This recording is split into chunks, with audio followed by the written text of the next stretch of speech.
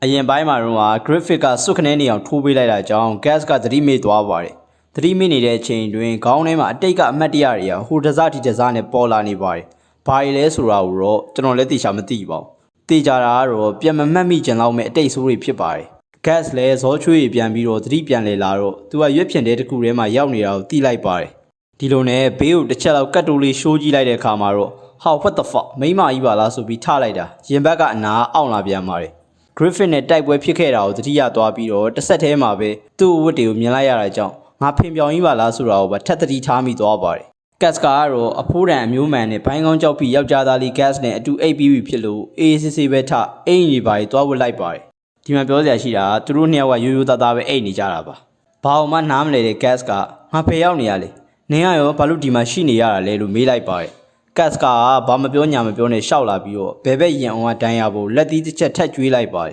။ချီးပဲနားရနော်ဖင်ရပြီလားမစနဲ့လို့ gas ကပြောနေတော့တန်လန်းပါပဲနောက်တစ်ချက်ထက်ကျွေးလိုက်တာ gas တယောက်ထတော့မထနိုင်တော့ပါဘူး graphic ကနင်းအောင်တခါတည်းတက်ပစ်ခဲ့ရမှာဒါငါမြင်းအတွက်လက်စားချီပြီးထိုးရပဲလို့ပြောရင်းနဲ့ gas ကထွက်သွားပါတယ် gas ကတဲအပြင်ထွက်လိုက်တဲ့အခါမှာတော့အခြားရွက်ဖြင်တဲတွေနဲ့အတူလူတွေအများကြီးကိုလည်းတွေ့လိုက်ရပါတယ်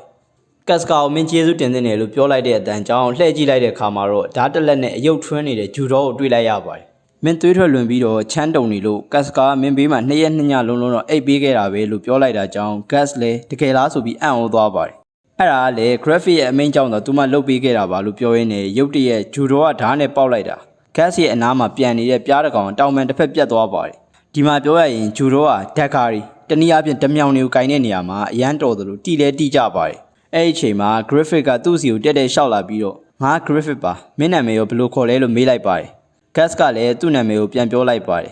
ဒီဓာတ်ကတော်တော်မိုက်တာပဲဒါပေမဲ့ငါတော့ကင်နိုင်မှာမဟုတ်ဘူးဆိုပြီးတော့ gas ကိုပြန်ပေးရင်းနဲ့သူနဲ့တူခဏလိုက်ခဲ့ပါဆိုပြီးခေါ်သွားပါတယ်လမ်းတစ်လျှောက်လုံးမှာရှိတဲ့လူတိုင်းဟာ graphic ကိုလေးလေးစားစားနှုတ်ဆက်နေကြတာကြောင့် gas လည်းအံ့ဩနေပါတယ်ကော့ gas ကတော့သူ့လူတွေကိုဓာတ်နဲ့ခုတ်ထားလို့ gas ကိုဒီမေဘေးကလမ်းတော်ပြန်လျှောက်နိုင်နေပြီလားဆိုပြီးတော့မကြေမနက်ရေးရွက်လိုက်ပါတယ်ဒီနေရာထူးဆန်းတယ်မင်းတို့ကဘယ်သူတွေလဲလို့ gas ကမေးတော့ငါတို့ကသိန်းငတ်အဖွဲ့ပါမင်းငါတို့ဖွဲ့ကိုကြားဘူးရမလားလို့ graphic ကပြန်မေးလိုက်ပါတယ်အေးကြားဘူးရစစ်မြေပြင်မှာမင်းတို့ဖွဲ့ကိုဘယ်သူမှရင်မဆိုင်ရင်ကြဘူးလေလို့ gas ကပြောလိုက်ပါတယ်သိန်းငတ်အဖွဲ့ဟာကြီးစားအဖွဲ့တစ်ဖွဲ့ဖြစ်ပြီးတော့တိုက်သမျှတိုက်ပွဲတိုင်းနှီးပါးကိုလက်တံပြောင်ပြောင်နဲ့နိုင်အောင်ချနိုင်တဲ့ကောင်တွေပါဒါကြောင့်လေသူတို့ပြိုင်ဘက်အဖြစ်နဲ့စစ်မြေပြင်မှာဘယ်သူမှရင်မဆိုင်ရင်ကြပါဘူးဟုတ်တယ်ငါတို့ကမင်းပြောတဲ့လူတိုင်းရှိန်နဲ့သိန်းငတ်အဖွဲ့ပဲလို့ပြောရင်းနဲ့ gas ကိုရှုခင်းနေနဲ့တာယာတဲ့ကုန်းမြင့်လေးတစ်ခုစီကိုခေါ်သွားပါတယ် gas ကတော့နောက်ရောင်ခံပြီးတော့လိုက်ချောင်းနားထောင်နေပါတယ်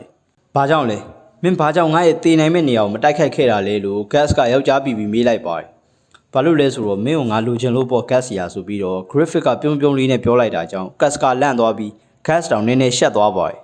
မင်းဘာကြီးကြံစီနေရလဲလို့ gas ကမေးတော့မင်းနဲ့ဘာစုဆိုရဲ့တိုက်ပွဲကိုငါမြင်ခဲ့တယ်လေတကယ်လမ်းနဲ့တိုက်ပွဲပါဒါပေမဲ့အန်ဒီရလည်းများတယ်သူ့ရဲ့ပစိန်သာအကွဲမနေခဲ့ဘူးဆိုရင်မင်းကောင်းကနှစ်ချမ်းကွဲသွားနိုင်တယ်ကွာမင်းရဲ့တိုက်ခိုက်ပုံကြည့်ရသလောက်တော့မင်းကအသက်ကိုပါယဉ်ပြီးတော့ခီးယူမဆိုင်ဘဲနဲ့တိုက်ပွဲထဲမှာရှယ်ခုတ်နေခဲ့တာ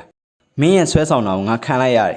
်မင်းကိုငါလိုချင်တဲ့ gas ဆိုပြီးတော့ graphic ကတလုံးချင်းနဲ့အေးအေးဆေးဆေးတတ်တာရချွေလိုက်တာ gas တော့ဖင်ကျင်းသွားမယ်ထင်ပါတယ် gas ကတော့သူတို့ရဲ့အမြဲတမ်း ATA ဆက်နဲ့သွေးအေးတဲ့ခေါင်းဆောင်ကဒီလိုစကလုံးချိုချိုသားသားကြီးပြောနေတာကြောင့်ကိုနာကိုမယုံနိုင်ဖြစ်နေပါတယ်ငါညင်းမယ်ဆိုရင်ရောမင်းဘာလုပ်မှာလဲမင်းငါအကြောင်းကိုသိတယ်လို့ဘာလို့နဲ့ဘရီးပဒါရေရှောက်ပြောမနေနဲ့ငါခန္ဓာကိုအပေါက်တစ်ပေါက်ဖောက်ထားတဲ့မင်းကငါနဲ့ဝေးဝေးမှနေတင်တာငါကတော့ဓာတ်နဲ့ပဲရှင်းမယ်ငါနိုင်ရင်ငါ့ကိုဓာတ်နဲ့ထိုးသလိုမင်းကိုလည်းငါပြန်ထိုးမှာပဲမင်းနိုင်ရင်တော့ငါ့ကိုမင်းရဲ့စစ်သားပဲလို့ဖင်မဲချချကြိုက်တယ်လို့သာလုပ်တော့ဆိုပြီးစိန်ခေါ်လိုက်တာ graphic ကလည်းသဘောတူလိုက်ပါတယ်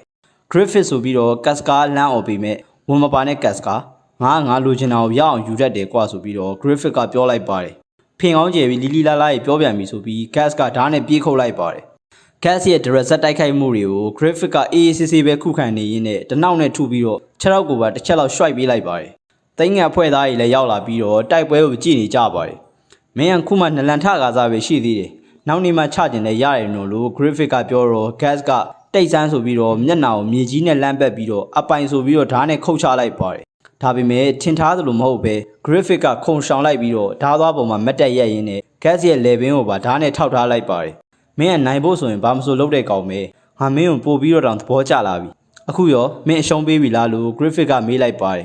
မင်းကတော်တော်အားချောင်တဲ့ကောင်ပဲပါဇက်ဆိုတာစကားပြောဖို့တက်တက်မဟုတ်ဘူးကွာဆိုပြီးတော့ဓာတ်ကိုဖိကိုက်ပြီးတော့ gas ကတွန်းလဲလိုက်ပါတယ် gas က graphic ကိုစောက်ခွက်တစ်ချက်ကန်ပြီးတော့ပဲပဲနဲ့ရှယ်ခွထိုးပါတော့တယ် ဘလို့လဲကိုသွေးကိုရတာခံကြည့်ရတာမိုက်လားမင်းမျက်နှာဒီလောက်ချောမွတ်နေပုံထောက်ရင်မင်းကိုဘယ်သူမှမထိုးဘူးမလားလို့ gas ကပြောရင်းနဲ့ပြေးရထိုးမှာ graphic ကလက်ကိုဖမ်းချုပ်ပြီးတော့ gas ကိုမြေပေါ်မှောက်ချလိုက်ပါတယ်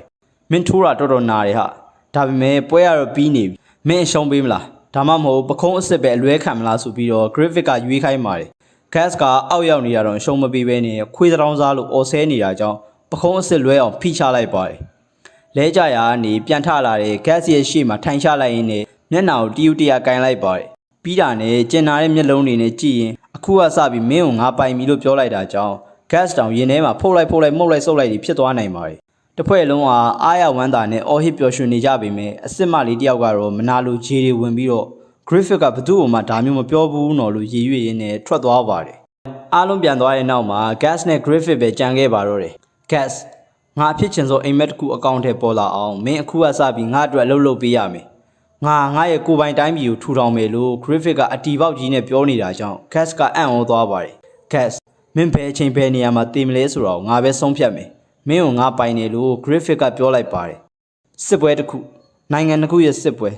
မစ်လန်အနေနဲ့ကျူရောကိုစစ်ဖြစ်နေကြတာပါကျူရောတွေရဲ့အမြောက်တံမြားမိုးတွေကြောင့်မစ်လန်တွေဖြူဖြဲဖြစ်နေကြပါတယ်အဲ့ဒီချိန်မှာတန်လန်နေကင်ထားတဲ့တန်ချက်ကမြင်းတက်ကပါအတင်းထိုးဝင်ပြီးတော့စောက်ခွက်တွေကိုတဆွဆွနဲ့လိုက်ထိုးနေတာကြောင့်မစ်လန်တွေအရေးနှိမ့်နေပါတယ်ကုန်းမြင့်တနေရာကဘရင်ကြီးနဲ့စစ်ဦးစီးချုပ်တွေရှိရာစီကိုတော့တပ်သားတယောက်ကသတင်းလာပို့ပါတယ်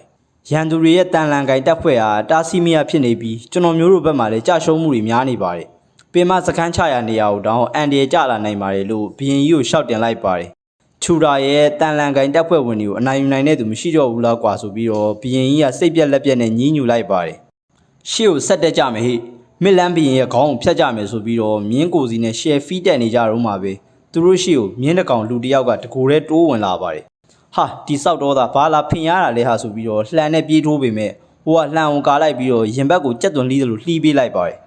ဟာဘိုလ်ချုပ်ကြီးလန်ဖင်ကောင်းကျယ်ဝူဝါဝါရေရှောက်អော်ထားပြီးတော့အခုကျတစ်ချက်တည်းနဲ့မှောက်သွားတာလားဆိုပြီးတော့အဖွဲသားတွေကကြောင်နေတော့မှာပဲ gas ကအကုန်သိမ်းကြုံပြီးလိုက်ခုတ်ပါတော့တယ်ဟာဒီခွေးတောင်စားတကောင်နဲ့ဝင်လာပြီးတော့စော်ကြိုက်လှုပ်ရှင်တဲ့ကောင်ဝိုင်းချကြကွာဆိုပြီးတော့ဝိုင်းမလို့လုံနေတော့မှာပဲမြားမိုးတွေကြလာပြီးတော့ထက်လျှောကြပြန်ပါတယ်